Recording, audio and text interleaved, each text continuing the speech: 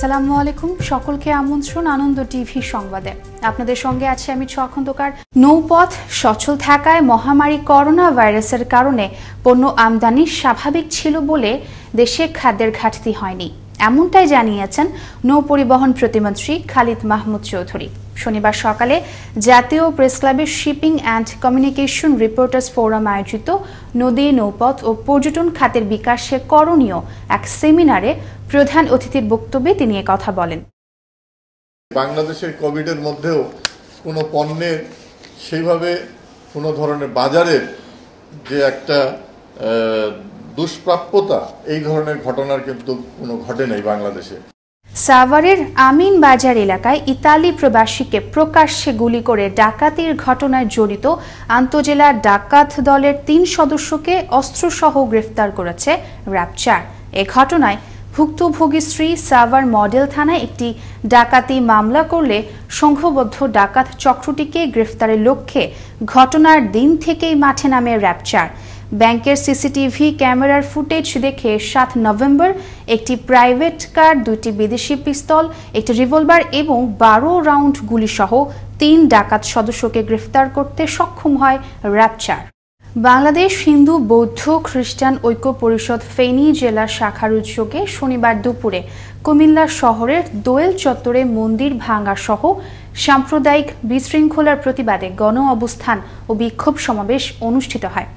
ফেনী জেলা শাখার সভাপতি সুখদেব নাথ তপনের সভাপতিত্বে বক্তব্য রাখেন সংগঠনের ফেনী জেলা শাখার সাধারণ সম্পাদক শিবু প্রসাদ মজুমদার সহ আরো অনেকেই। অতি সত্বর দ্রুত বিচার ট্রাইব্যুনাল গঠন করে তাদেরকে বিচারের আওতায় আনতে হবে। গাজীপুরের কালিয়াকৈরে সোনাখালী এলাকায় শনিবার গভীর রাতে ট্রেন ও যাত্রীবাহী বাসের মুখোমুখি সংঘর্ষে নিহত হয়েছে 2 জন এবং আহত হয়েছেন 3 জন। নীলসাগর এক্সপ্রেস ট্রেনের সাথে ঘটনাস্থলের অপর দিক থেকে আসা একটি বাস কালিয়াকৈরের সোনাখালী এলাকার রেল সিগন্যাল পার হওয়ার সময় ট্রেন ও যাত্রীবাহী বাসের মুখোমুখি সংঘর্ষে এ ঘটনা ঘটে। এতে বাসটি দুমড়ে মুচড়ে যায় এবং ট্রেনটি রেল লাইনের স্বাভাবিক অবস্থায় থাকে। এতে 5 ঘন্টা বন্ধ থাকে রেল চলাচল।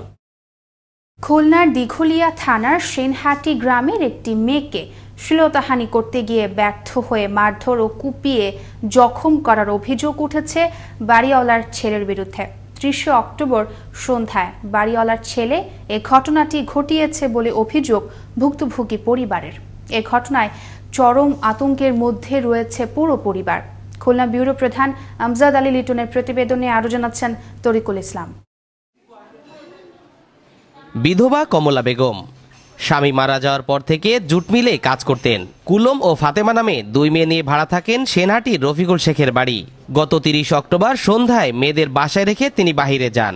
এই ফাঁকে বাড়িওয়ালা ছেলে বড় মেয়েকে একা পেয়ে ধর্ষণের চেষ্টা করে। মেয়েটি সম্ভ্রম বাঁচাতে পালানোর চেষ্টা করলে তাকে পিটিয়ে জখম করে বখাটে। এ সময় মেয়েটির চিৎকারে ছুটে আসেন কমলা বেগম ও তার ছোট মেয়ে।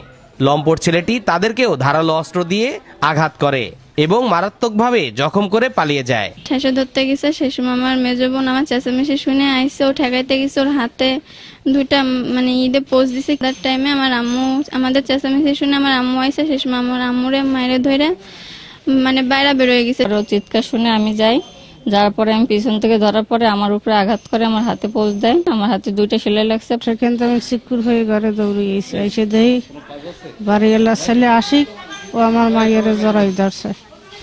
তখন আমি ওই আশিককেও জড়াইয়ে ধরছি। ধরার পর আশিক আমার ঘুষি দিয়ে বাইরে চলে গেছে। আহতদের উদ্ধার করে দিঘলিয়া উপজেলা স্বাস্থ্য কমপ্লেক্সে ভর্তি করার পর সেখানে তাদের চিকিৎসা প্রদান করা হয়েছে বলে জানালেন উপজেলা স্বাস্থ্য কর্মকর্তা মাহবুবুল আলম। 2 জনকে আমরা প্রাথমিক চিকিৎসা দিয়েছি। বর্ণনা হতে তাদেরকে মারধর করা হয়েছে এবং 2 জনকে প্রাথমিক চিকিৎসা দেওয়া হয়েছে এবং একজন কমেলা নামে ওই মহিলাকে ভর্তি করা হয়েছে, তিনি এখানে ভর্তি আছেন। এ বিষয়ে দিঘলিয়া থানা ওসি আহসানুল্লাহ বলেন, ভিকটিম পরিবার থেকে অভিযোগ দেওয়া হলে যথাযথ ব্যবস্থা নেওয়া হবে। ক্ষতিগ্রস্ত যিনি আছেন, যে ভিকটিম যিনি আছেন, হসপিটাল চিকিৎসাধীন আছেন, ওনার পক্ষ থেকে এই ঘটনা আমরা লিখিত অভিযোগ পেলে ব্যবস্থা গ্রহণ করা হবে। আইনি সহায়তা সহ অপরাধী দৃষ্টান্তমূলক শাস্তি হবে, এমনটাই প্রত্যাশা সেনহাটি গ্রামবাসীর। তরিকুল ইসলাম, আনন্দ টিভি, ন্যাশনাল ডেস্ক। এই ছিল এখনকার মতো। আনন্দ টিভির সংবাদ দেখুন প্রতিদিন বিকেল 5:30 এবং রাত 9:30। করোনা থেকে আপনি এবং আপনার পরিবারকে সুরক্ষিত রাখতে স্বাস্থ্যবিধি মেনে চলুন। আনন্দ টিভির সঙ্গে থাকার জন্য সকলকে ধন্যবাদ।